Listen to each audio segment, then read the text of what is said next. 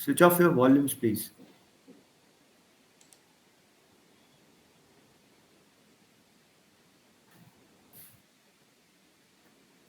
We start today's market talk. Without predictable policies, a market economy cannot function well. And this is the issue what is happening to the world because of unpredictability in the US. There is an uncertainty which is coming out from US because every day the policies are changing and the world economy as a whole is not functioning well either as it is leading to decline in trades and investments.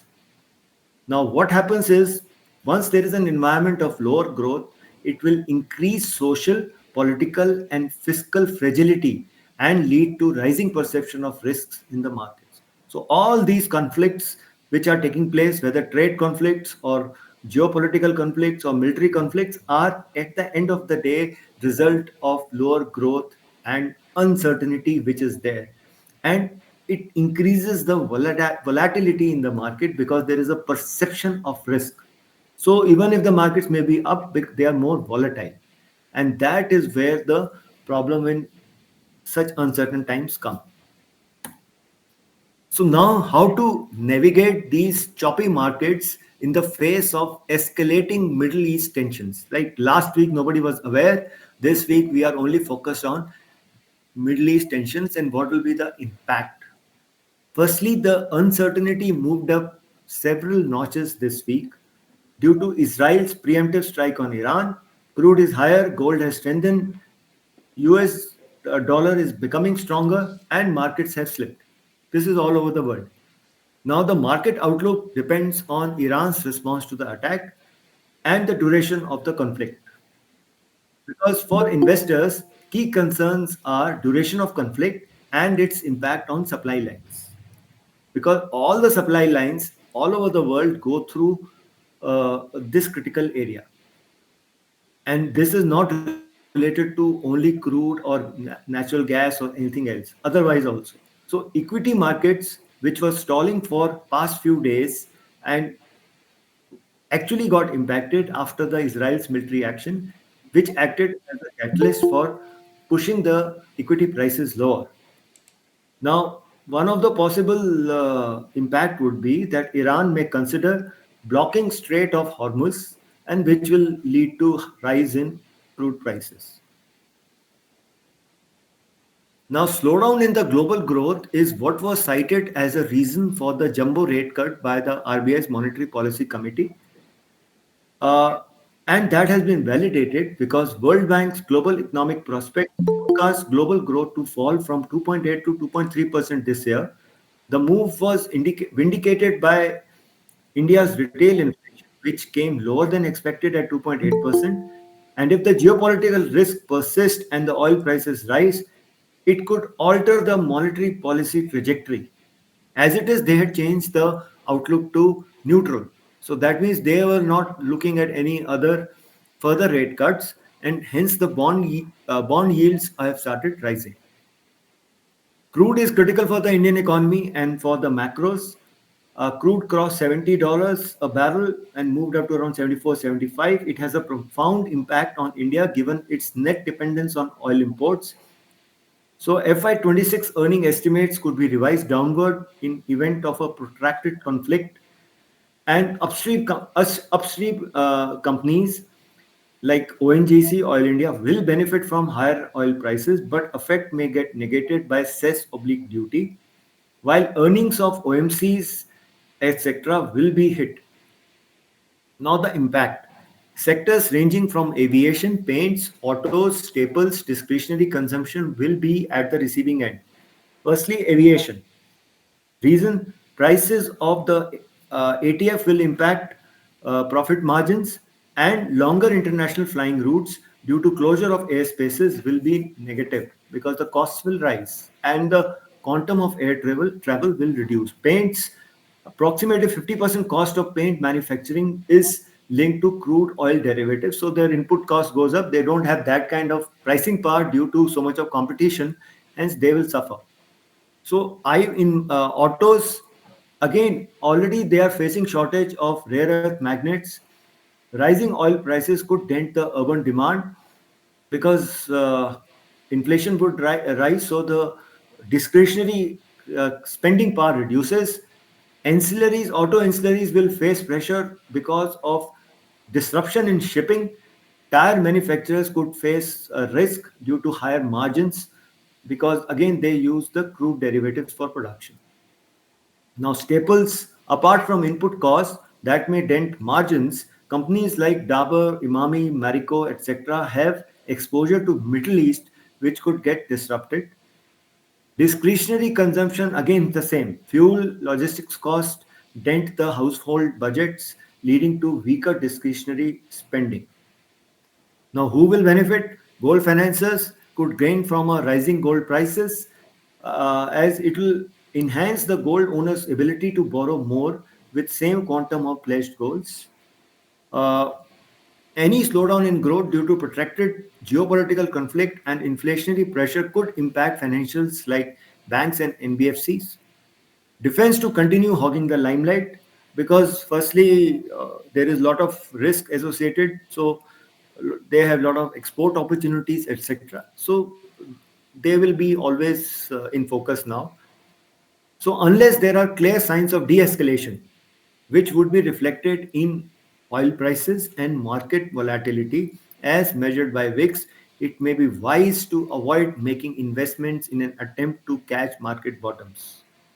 So please tread carefully with caution and wait patiently for better value to emerge. You will get lower levels as the conflict rises, markets fall.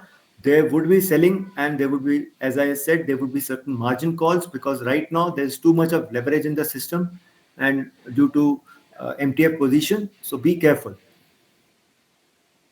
Now, FI data, they have started adding short positions. So on Friday, they added around 4,700 short positions. Net short positions are 1.04 lakh.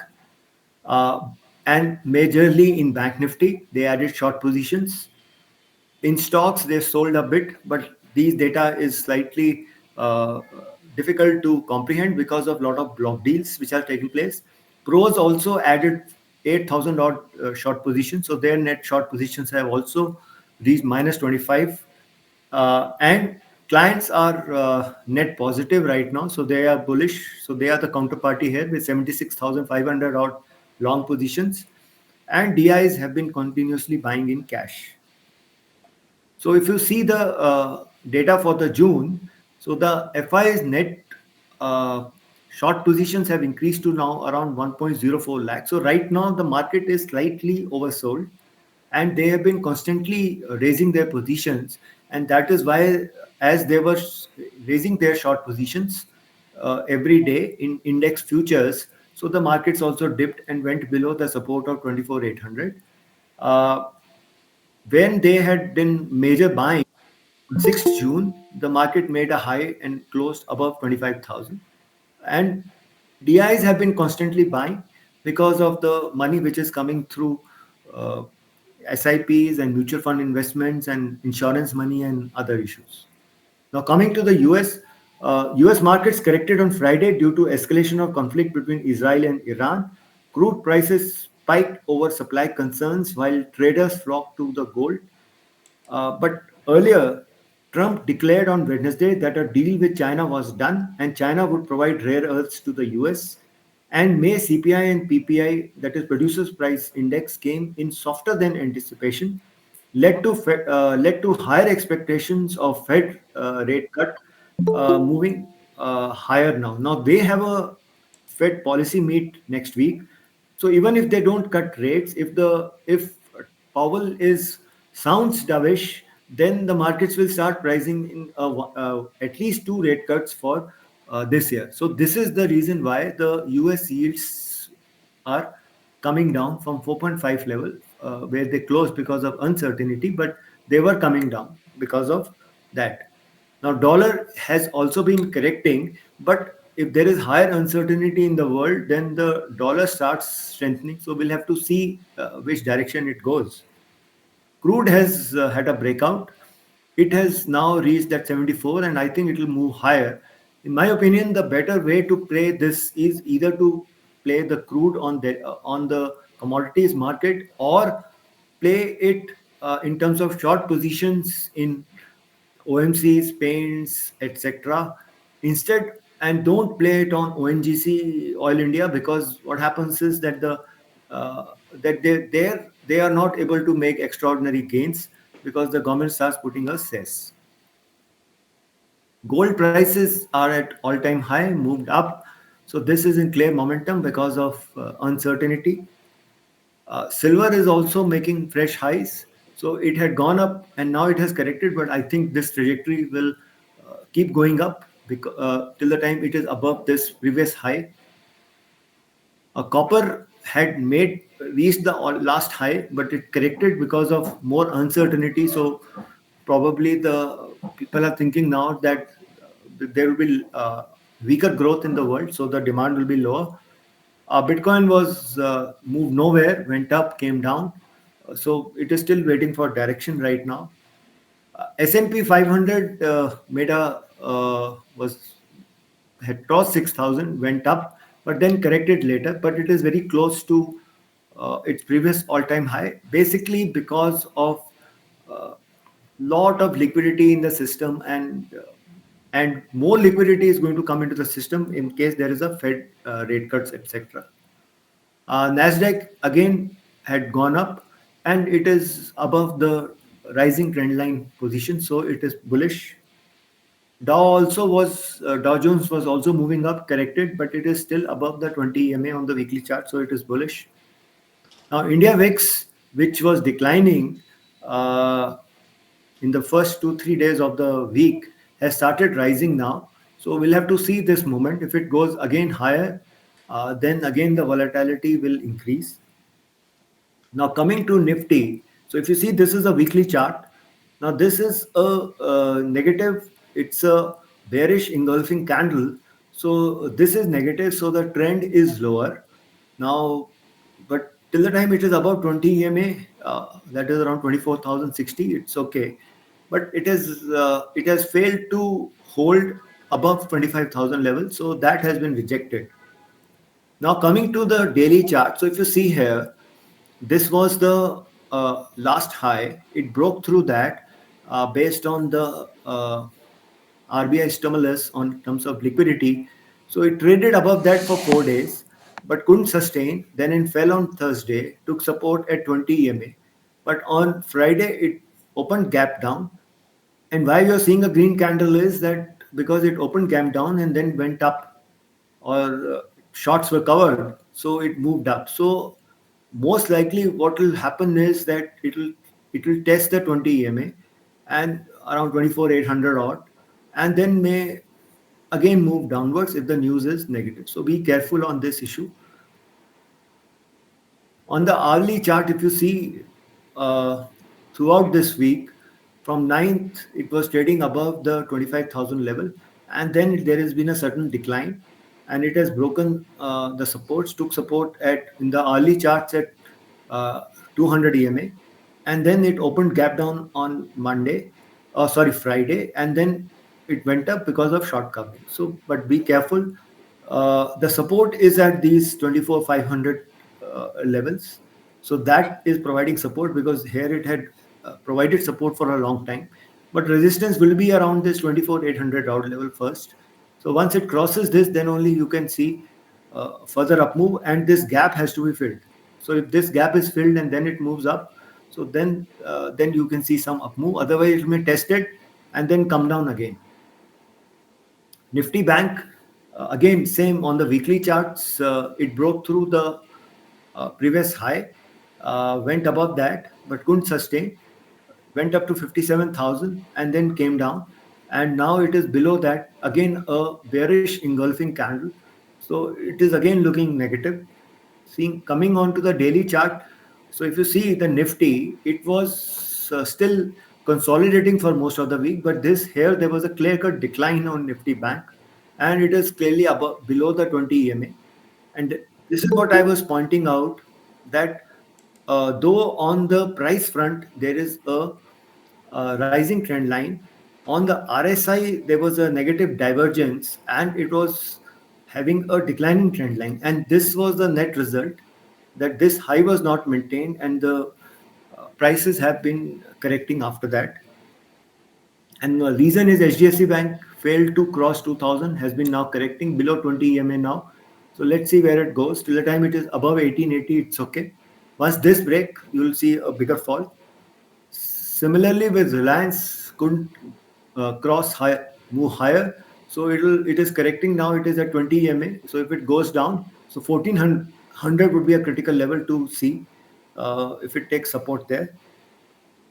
Midcaps broke out, went up, and now it is above this declining trend line. So till the time it is above this 13,000, 800 level, it is positive. So we'll have to see this.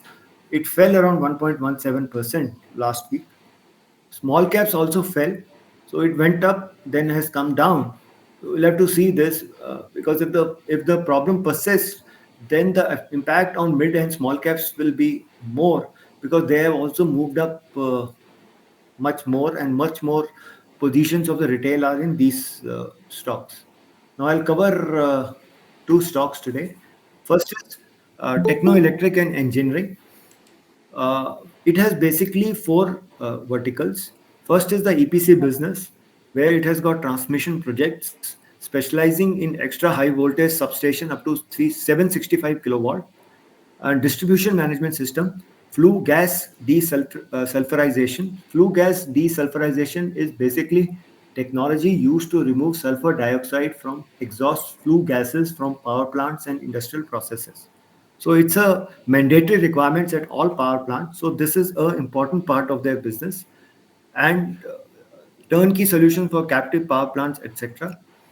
Then they have a TBCB business, which is tariff-based competitive bidding business for uh, based on the government model on build, own, operate, and transfer. That is BOOT. Won 5 projects under this scheme, basically transmission projects. So they are doing that. Uh, Revenue potential is good. Project tenures are very long, and they have a strong bidding pipeline in the transmission state. Then it is next is smart metering. Here they are doing projects under DB Foot, which is design, build, finance, own, operate, and transfer. So they design these smart meters, operate it, run it for some time, and then transfer it to the agencies which give them contracts. So good project tenures, 4 projects, and one project has entered implementation phase, etc. And then they are building data centers with total capacity of 40 megawatt in Chennai and Kolkata. Uh, so 5.6 megawatt IT load of Chennai data center to be commissioned by FI25. So that is commissioned, and they have a contract for edge data centers in 102 locations across India on BOM, that is complete building and operation basis over the next 5 years. So they are doing well in various aspects. Now, EPC company asset ownership and operations and maintenance services in 3 industry segments of energy transmission, 68% of the order book, distribution 21%, and generation 11%. It has ventured into data center space in 2021, where it sets up and operates data centers for users across industry. Order backlog is around 11,000 crore, backed by a strong order inflow of 4,510 crore in FY25. Order book of 7,500 crore in transmission segment, including extra high voltage orders, and 1,450 crore order book in FGD, that is flue gas desulfurization segment. It will implement 1 million, that is 10 lakh smart meters this year, for which it will invest 500 crore yearly, and successfully executed more than 20 substations of 765, 400, 220 kilowatt across India in EPC mode. Now, in terms of data centers, it expects to commission 25 megawatt and 50 megawatt of data center capacity in FY26 and 27. First edge data center in Gurgaon has become operational. The phase 1, 6 megawatt of Chennai and Mumbai edge data center to be operational in Q2 and Q3 FY26. It expects to generate revenue in Q2 FY26 expected. It aims to deploy 10 edge data centers in short term and 250 megawatt hyperscale and edge data centers by 2030. For this, it plans to invest 8,000 crore. Revenues will include 100 crore and rupees 300 crore from data centers business in FY26 and 27. That is not included right now, so that will be over their estimates. And data center is a very capex heavy business, but it has high margin, approximately 80% margins at EBITDA level once the capex is done and the data center starts working. Now, this is their Chennai data center, which is operational. Civil work completed, and MEP, that is mechanical, electrical, and plumbing engineering work is currently underway. It will be commissioned soon. Construction will be completed in phases. First phase of 5.6 megawatt currently under development. Once the first phase is commissioned, each subsequent phase will be completed within 6 months, depending on customer acquisition. Now, coming to their revenue, they did a 30% CAGR revenue growth over the last 3 years. EBITDA also grew around 29%, and net profit grew 16% because of higher capex, but the EBITDA margins have improved. Now, they are targeting for the next 2 years around 40%, 39 to 40% CAGR revenue growth, EBITDA growth of 65%, and net profit growth of around 39%. So EPS for FY26, they are targeted around 49. So at 49 EPS, they are around at around 30p with a decent around 40% growth. They can easily trade at around 45 to 50p. So you can multiply with 50 as to what is the possible level. So they can easily trade at between 2000 to 2500 rupees. And ROE, etc., are improving now. So that is good. ROE and ROC are improving.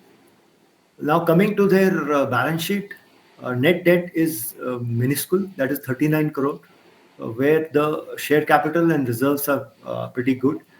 Also, the current assets are 1,658 crore, so that means they are good in terms of cash. So that is not a problem. So as I told, 49 or 50 rupees EPS in FY26, decent 30%, 30-40% growth in earnings. EBITDA margins are improving. ROE is improving. It will reach around 15% and EBITDA margins of 20%, etc. And in basically in the growth segments of transmission, power generation, data centers, smart meters, etc. So it's in a good field where there is a lot of growth. So if you see the chart, it fell after the prices fell in 25, early 25, made a nice rounding bottom. Now it is coming, taken support at the uh, 20 EMA. So results were good, so it went up with large volumes, was slightly overbought, so it corrected a bit. So every dip is a buying opportunity here, and I see a 1 year target of at least 2000 plus. And in case the market conditions are good, it can go to 2500 also if the earnings remain strong. Next is Aurionpro Solutions. They are the platform-led provider of advanced technology solutions, enabling enterprises to accelerate digital innovation across banking, mobility, payments, and government sectors. So they have basically two segments: banking and fintech, where they provide softwares, and technology innovation group, where they provide hybrid data center and hybrid cloud services and transit solutions for smart city projects. So they work in these segments. Right now, the major part of the revenue is coming from banking and fintech, and technology innovation group is also following, and they are showing decent growth in both the fields, above 30%. So if you see, they did a revenue of around 1173 crore FY25 with EBITDA margins 20%, PAT margin 16%, ROC 15, ROE around 15%, and an order book of around 1400 crore. So they are okay for FY26 now in terms of orders. So they provide IP-led products, platforms, and services to the chosen segments and markets, uh, catering to multiple customers in banking and fintech industry in Asia, integrated offering in transit and auto fare collection for various mobility projects within cities. So they do a lot of acquisitions. So they acquired a Phoenix it will contribute around 6% to revenue in FY26, accelerating growth in banking segment. They want to deepen their presence in Europe and US through strategic partnership with FIS, Finastra, and Murex. They have various softwares. iCash Pro has seen strong adoption in India and broader Asia, and Smart Lender has performed well in Singapore. It is developing new products for transit and data center space and has acquired additional land at its existing facility to scale up production in FY26. It is gaining traction in airport management solutions where it sees strong potential for software offerings.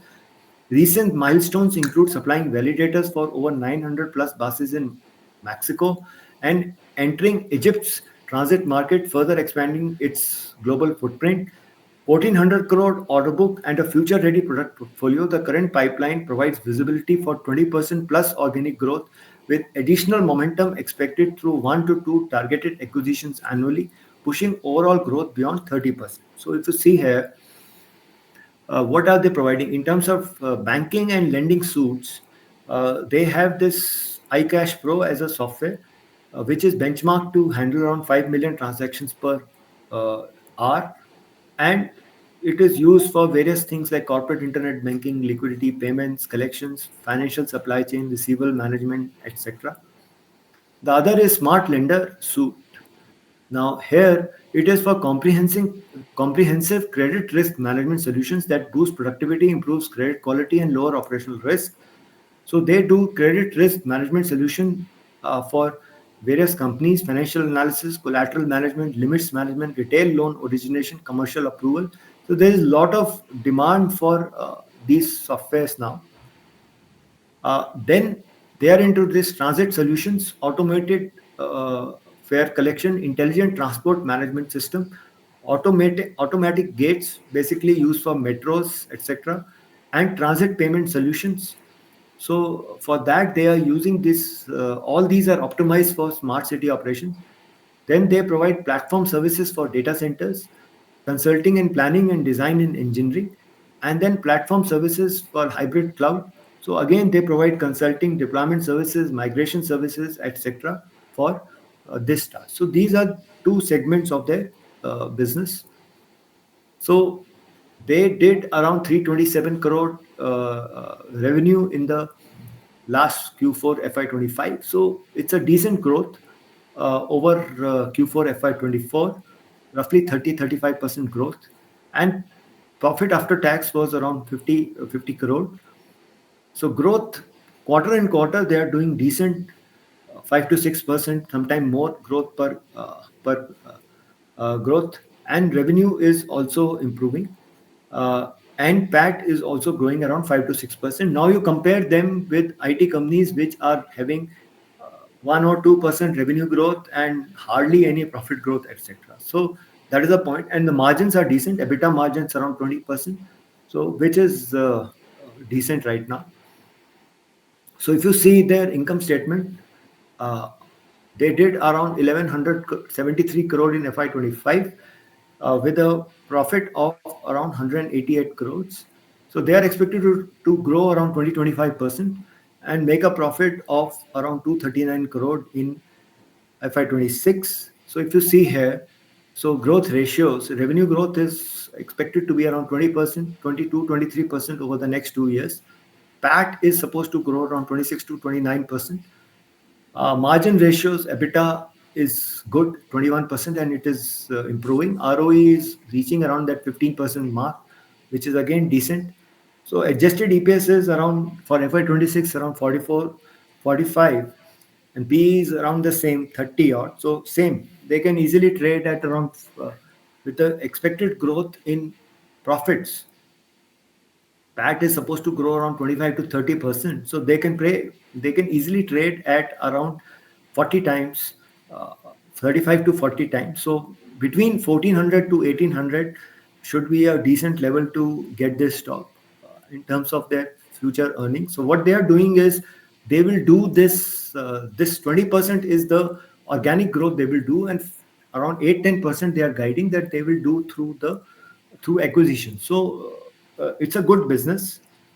Now coming to the price action, this is the chart.